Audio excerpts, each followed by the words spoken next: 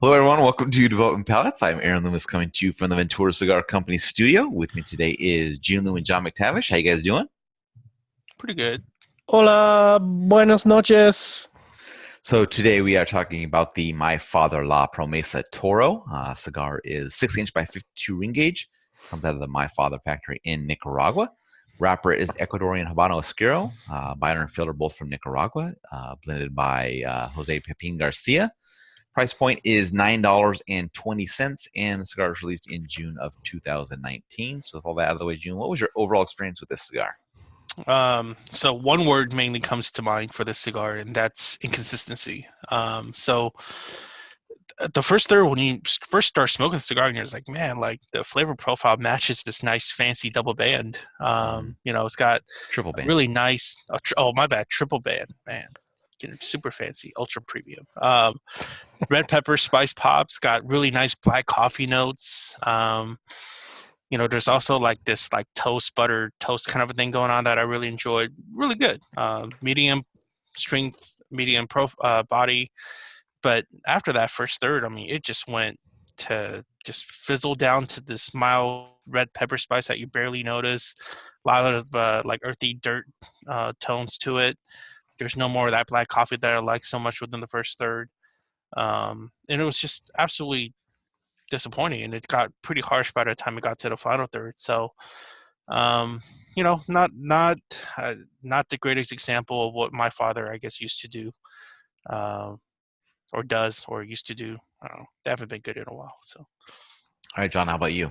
June kind of killed it there. I mean, if I were to choose a word, I think the word I would use is muddled. Like June, the first third, I was like, oh man, I'm, woo, finally smoking some good cigars from the IPCPR, creamy and peppery and cedary and all kinds of deliciousness. And then it just kind of went right off the off ramp. And, like June, I got like some harshness, some tannins, just kind of all the goodness from the first third just kind of got swept away. And, like June said, the last third was really like a charred, bitter earth, really unbalanced, almost not quite to the point where I'd set it down, but certainly getting to the point where I might set it down. So it's, kind of disappointing because I've been a My Father fanatic for, I don't know, 12 years.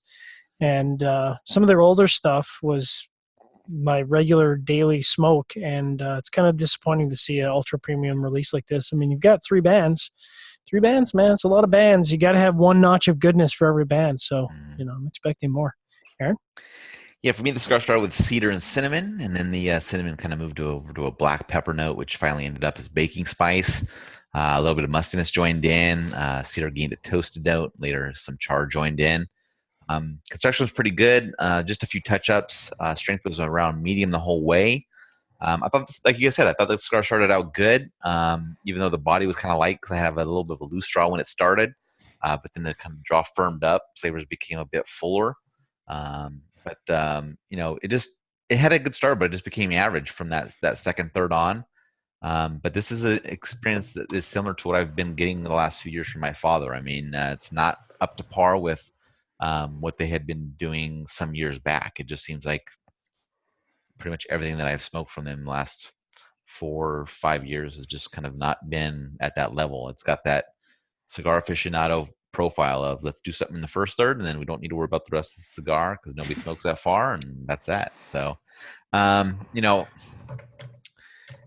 I'd smoke it again, but it's not going to be something I'm going to reach for very often. I mean, it's just and the price point's sub $10 for a Toro, so it's kind of in good shape. But I don't know that it's worthwhile just to do it for the kind of find that first third experience. So, gaining the scores start with John at the top at 6. Seth, who was also on this review but couldn't do the video, is right below him at 5.95. And then Jiunn and I both scored at 5.75. So John, 6. So I didn't get into the construction and draw, but I had a near flawless burn and a flawless draw. So this is, I feel like a broken record players this year. This is a classic example of a cigar with a 5.75 profile in terms of flavor, maybe a 5.65 that's being elevated by pretty much near flawless construction. So in that vein, it doesn't really deserve the 6 because to me, a 6 is reserved for cigars that are kind of above average, and that wasn't the flavor profile experience that I had. All right, Jiunn, 575. It's average. I mean, I guess unlike you, I wouldn't smoke this again. There's so much good cigars out there that I would I'm not with smoke Jiunn. this again. I wouldn't smoke it again. Trying to be nice. Come on. I know. It's all right. What, Yeah, he's I would've- Canadian? I mean, what I meant to say was, I'd love to smoke it again. I'll give it another shot. Look, I mean, this year, I probably have scored 80% within 0.2 points of this. So there's so many of the cigars from this year that are right around this level. Yep, Um, it's true. but you know, it's hard to tell me. It's hard to tell. Like, I don't know. It's been a bad year, but Yeah, I don't. You know what? I'm not excited to review cigars this year. we have some gems coming up, Jiunn. Calm down. I feel like man. feel like I'm Charlie when he went off at the steakhouse, and he just seemed like all the joy of reviewing cigars had been sucked out of his soul.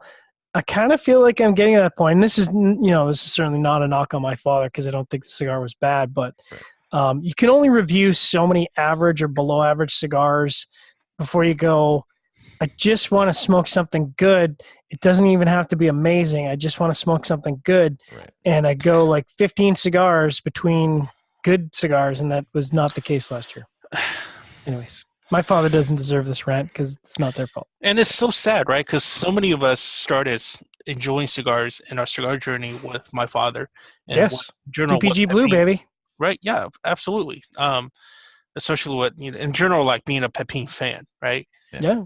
But now I'm just kind of like, dude, what happened? Yeah.